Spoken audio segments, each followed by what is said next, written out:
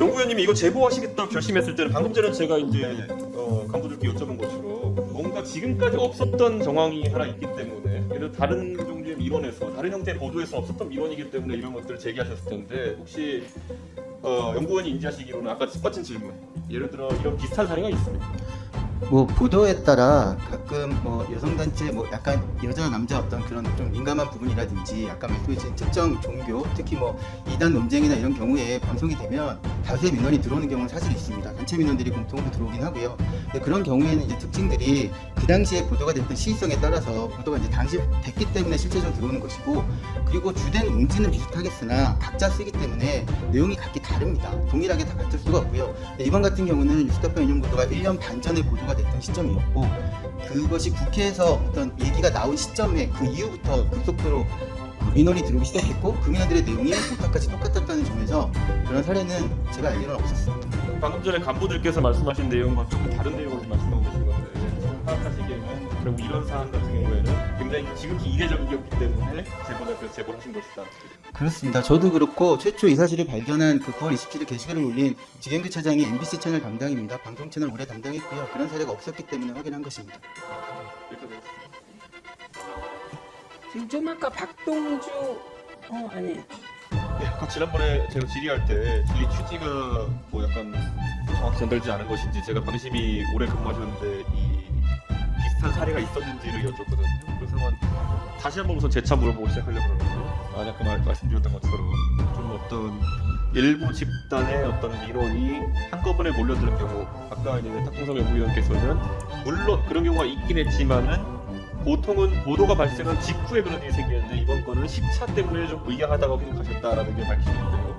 그러면 시차를 감안하기 전에라도 이런 비슷한 사례 예를 들어 내용이 누군가에 의해 가지고 유포됐으면서 목상 붙여넣기 됐다라고 표현될 정도의 이런 가능성이 있는 것들이 종종 있었습니까? 말씀드리겠습니다. 지금 현재 의원님께서 말씀 주신 이런 내용의 유사성들은 다수 면에서 관련되고 있습니다. 지금 현재 말씀하신 조사라든지 오탈자나 정확한 그 유사한 것들이 나타나냐 이 부분은 제가 현재 저희 직원들 지금 수작으로 지금 확인하고 있습니다. 시간 좀 지체돼서 죄송합니다. 오늘 확인되는데 이렇게 보여드리겠습니다. 그런데 그 보통 민원이 들어오면은 이런 유사성이라는 것들을 뭐 감지해가지고 내부적으로 그런 것들을 보고를 합니까? 아니면은 이번 사례가 특이하게 아까 말씀드렸던 것처럼 무슨 이름이 특이하다든지 아니면 전화번호가 특이하다든지 검색해보니까 관계에 있는 사람이 나와서 이렇게 된다든지 이렇게 보통 됩니까? 아니면은 이번이 특이한 케이스입니까? 뭔가 지금 그 부분에 있어서는 이렇게 문제 제기를 해주시는 부분 처음인 걸 기억하고 있습니다. 예? 그러면은 김준희 지부장님 잠깐만 말씀니다. 지금 저는 수사도 그렇고요. 이 부분이 굉장히 중요할 것 같아요. 그러니까 이게 얼마나 빈도를 가지고 발생하는 일이냐, 그리고 이 특이성을 인지해서 사실 이런 부분을 공익 제공하게 된 취지가 무엇이냐를 국민들이 더 자세히 알아야 될 것 같거든요. 그래서 아까 탁동선 연구위원 말씀하신 것 이상의 어떤 특이점들이 또 혹시 인지하신 게 있으신가요? 그 이상의 특이점에 대해서는 잘 모르겠고요. 이와 유사한 과거 사례가 있느냐에 대해서 지금 묻으셨던 거잖아요. 저는 듣도 보도 못했고요. 지금 직원들 시켜서 어떤 거 찾아내라고 그냥 안 하셨으면 좋겠습니다.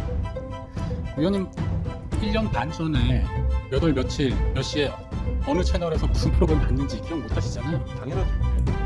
그 일이 벌어진 겁니다. 제가 지금 말씀드린 게 뭐냐면 원래 논리에 있어서 가장 이제 명쾌한 것이 반례가 있습니다는 것인데 지금 만약에 방심위 측에서 반례를 찾아가서 제시하지 못한다 그러면 지금 상황에서 당연히 이거는 좀 이례적인 상황이다. 엉뚱한 관례를 찾아내는 고생을 직원들이 하지 않았으면 좋겠습니다. 그러면 지금까지 적어도 지부장님께 파악하신 바로 이런 경우는 없었다. 네, 알겠습니다. 예, 그리고 그러면 앞에 유일위원장 관련해가지고 이정혁 기조실장님께 한번 여쭤보겠습니다. 이 문제 있어가지고 지금 유일위원장 최초로 보고를 받은 시점이 언제입니까? 저는 이 문제에 대해서 보고받지 않았습니다. 유일위원장이 이 문제에 있어가지고 문제 제기가 일어난 것에 대해서 최초 보고받은 시점이 언제입니까? 전국민과 관련해서는 저는 담당국도 아니고 저도 아니고 해서 제가 어떤 그럼 총장님 그럼 총괄해서 그러면 전체적으로 이게 내부에서 문제가 제기됐을 때 어떤 경로로 처음에 유일위원장이 인지하게 되는지 혹시 알고 계십니까?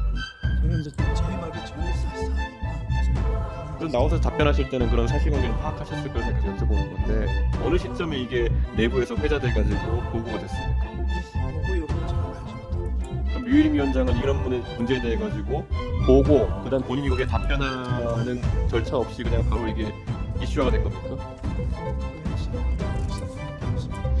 사실 이게 뭐 오늘 청문회에서 본인이 안 나오니까 이게 어떤 질문을 해야 될지가 참 민감한 상황인데요. 어쨌든 나중에 본인 출석하시면 추가로 물어보겠습니다. 네.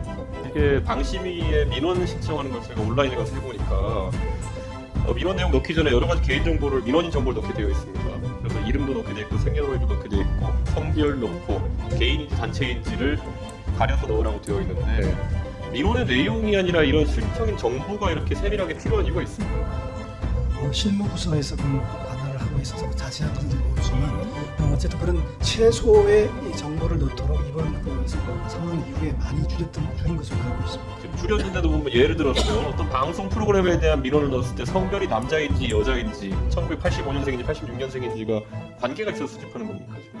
그 부분은 제가 메모해서 한번 확인해 보겠습니다. 왜 제가 이게 궁금해지는 것이요. 이게 실제 유임 위원장이 이게 사주했다면은 실제 이런 개인 정보를 기입한 것이 영향을 미치느냐가 굉장히 중요한데 기조실장님 이런 것들을 그럼 실제 내용을 심의 들어갈 때 네.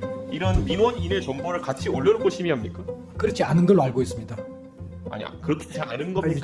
저 민원 상담팀이 따로 있는데요. 예, 예. 제가 그런 업무는 안 하고 있기 때문에 제가 그렇지 알고 있기는 그렇게 알고 있습니다. 그렇지 않다고 알고 있으면 애초에 이거를 수집할 이유 자체가 없지 않습니까? 지금 이 상황에서도 보면은 이 내용을 수집했고 그걸 또 이제 지금 제보자가 연락하면서 이게 이름이 예를 들어서 류일임 위원장과 특수관계로 추정되는 분이 있고 이러다 보니까 이런 문제가 계속 불거지는 거거든요. 수집을 왜 했는지 자체가 의문이고 항상 개인정보는 직무 처리를 위해 최소한을 수집하도록 되어 있는데 이거 뭐 여러 가지 통신과 방송에 있어서 심의해야 될 기관이 오히려 그런 준칙 자체를 제대로 지키지 않았기 때문에 이런 일이 발생한다고 어떻게 보십니까? 민원인 정보는 심의 신청할 때 위원들에게 드려지는 않은 걸로 알고 있고요. 그런 세세 분류들은 아마 개인이나 단체 같은 경우는 국회에서 오갈 때도 개인이나 단체인지 이런 거를 구분해서 요청하고 잘 요청을 하고 있기 때문에 그런 분류 때문에 아마 그런 게 아닌가 싶습니다. 그럼 보통 민원을 그럼 프린트해가지고 보고를 하고 심의합니까? 아니면 이거를 뭐 전자적인 형태로 서로 위원들끼리 공유해서 심의합니까? 아마 심의팀에서 그 사전에 네. 업무 보고를 하는 걸로 알고 있습니다. 프린트해서 프린팅해서 예. 그리고 거기에는 개인정보가 안 들어가는 네, 것으로 그렇습니다. 알고 있다. 네. 실제 이런 경우에 예를 들어 방송 같은 경우에 이해 당사자들이 민원을 넣는 경우가 종종 있는지 혹시 파악이 되시나요? 예를 들어서 방송 같은 데서 간혹 논란이 되는 보도, 예를 들어 소수 종교라든지 이런 것들에 대해서 보도를 하게 되면은 방심의 민원이 폭주할 걸로 예상되는데 네. 이번 사례처럼 예를 들어서 오탈자까지 복사처럼 이렇게 해가지고 심의를 신청하고 이런 경우가 있습니까? 제가 담당하지 않지만 그런 경우는 많지 않지 담당하는 않을까 분 지금 누구 어떤 분? 방송심의국장. 자, 여기서부터 잠시만 주목해 주시기 바랍니다. 제가 구독자분들을 위해서 깜짝 선물을 하나 준비했습니다.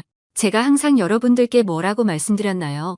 뉴스만 평소에 잘 챙겨보셔도 돈이 된다, 돈을 벌 수 있다고 말씀드렸는데요. 자, 여기 보이는 각종 뉴스, 코로나, 러시아 우크라이나의 전쟁, 엔비디아의 실적, 트럼프와 김정은의 관계 등등 이러한 뉴스를 보게 되면 여러분들은 어떤 생각이 드시나요? 그냥 뉴스만 보고 끝내는지 아니면 이 뉴스를 어떻게 이용할 수 있는지 이 부분을 고민하고 계시는지를 되물어보고 싶습니다. 그 이유가 뭐냐 하면 제가 지난 1월 여러분들께 뭐라고 말씀드렸나요? 지금은 반도체 산업에 관심을 가져야 한다. 뉴스만 보고 그냥 넘기지 마시고 한번 투자 쪽으로 고민해 보셔야 한다라고 말씀을 드렸습니다. 그리고 나서 이런 썸네일을 유튜브나 뉴스를 통해서 많이 보셨을 텐데요. 이런 반도체 산업이 이슈가 되었을 때 부자들은 어떻게 생각한다고 했나요? 반도체와 관련된 투자 수단은 뭐가 있는지, 어떤 주식이 가장 좋은지, 어디에 투자해야 돈이 몰리는지 자연스럽게 생각한다고 제가 말씀드렸죠. 그 이유가 부자들이 봤을 땐 이슈가 돈으로 이어지고 그 이슈가 나에게 돈을 벌어준다는 경험적 확신이 있기 때문에 부자들은 항상 이런 사회적 이슈와 돈의 흐름을 관심 있게 쳐다본다고 제가 말씀드렸는데요. 이번에도 마찬가지입니다. 제가 지난번에 시청자분들과 함께하는 주식으로 수익 내기 이벤트를 진행했었는데요. 당연히 100% 무료로 진행되었고 자 여기 보시면 아시겠지만 제가 지난번에도 저한테 구독이라는 문자를 보내주신 모든 시청자분들께 이렇게 반도체 관련주 중에 많은 종목이 아니라 가장 급등할 확률이 높은 딱 한 종목, 한미반도체 딱 한 종목만을 추천드렸어요. 그러면서 여기 나와 있는 대로 정확히 얼마에 매수해야 하는지, 수익률이 얼마가 나왔을 때 팔아야 할지 정확히 말씀드렸는데, 자, 지금 실제로 어떻게 되었나요? 오른쪽을 보시면 아시겠지만 제가 1월에 문자로 이 한미반도체를 소개해드리고 나서 실제 3배 이상의 급등이 나왔죠. 그래서 당시에도 굉장히 많은 분들이 제가 드린 이 종목으로 수익을 크게 내실 수 있었는데요. 다시 한번 수익 축하드리고 이번에도 마찬가지입니다. 최근에 이슈가 되고 있는 것이 이 하마스와 이스라엘 전쟁, 러시아와 우크라이나 전쟁이기 때문에 우리가 어떻게 생각해 볼 수 있을까요? 더군다나 북한까지 참전한 마당에 전쟁이 앞으로 계속해서 심화될 가능성이 있는데요. 더욱이 중국 또한 대만에 대한 전쟁 압박 수위를 높여가고 있어 전 세계가 혼란스러운 상황입니다. 이렇게 전쟁이 계속해서 심화되면 피해가 커지기 때문에 전쟁에 필요한 군수물자, 의료 지원 물품들이 실제로 더 많이 필요할 수밖에 없는데요. 그럼 그 중에서 실제 전쟁의 여러 물자들을 지원해본 경험이 있고 건설, 의료 수준이 높은 우리나라 기업들 중에 한 곳이 가장 크게 부각받을 수밖에 없는 것이고 당연히 우리가 이쪽으로 생각해야 된다는 겁니다. 자, 그렇기 때문에 제가 이번에도 뭘 보내드린다고요? 지난번과 마찬가지로 지원이라는 문자를 보내주시면 제가 전쟁 물자 지원 관련주 중에 앞으로 대장주 역할을 하면서 주가가 가장 크게 급등하란 종목을 구독자분들에게 문자로 종목명과 사고 파는 시점을 모두 알려드릴 거예요. 그래서 여러분들이 주식으로 돈 버는 연습을 한번 해보시라 이렇게 말씀을 드리고 혹시라도 나는 주식을 하지 않는다 라고 하시는 분들은 주변에 주식하시는 분들께 추천해 주셔도 되고 연세가 있으신 분들은 자녀분들에게 한번 이걸로 수익을 내보라고 이렇게 조언해 줄 수도 있으시겠지요. 그래서 지금 이 영상을 보시는 시청자분들 중에 나도 이번 종목이 궁금하다 하시는 분들은 누구나 상관없이 어느 시간대나 상관없이 부담 없이 이렇게 위쪽 상단에 제 번호 남겨두고 있습니다. 저의 개인 번호 010-5597-7745 남겨놨고요. 지난번처럼 지원이라고 보내주시면 제가 이번에도 똑같이 무료 추천 급등주 문자를 보내드리겠습니다. 그래서 제 번호 010-5597-7745로 문자 보내주시면 여러분들이 직접 이수를 통해서 돈 버는 연습을 해보실 수 있는 것이고 제가 돈을 받는 것도 투자를 대신 해드리는 것도 아니니까 부담 없이 신청해 주시면 되는 겁니다. 그리고 수익이 나면 저는 다른 것은 바라지 않습니다. 제 채널에 좋아요, 구독 한 번씩만 눌러주시라 이렇게 다시 한번 말씀드리겠습니다.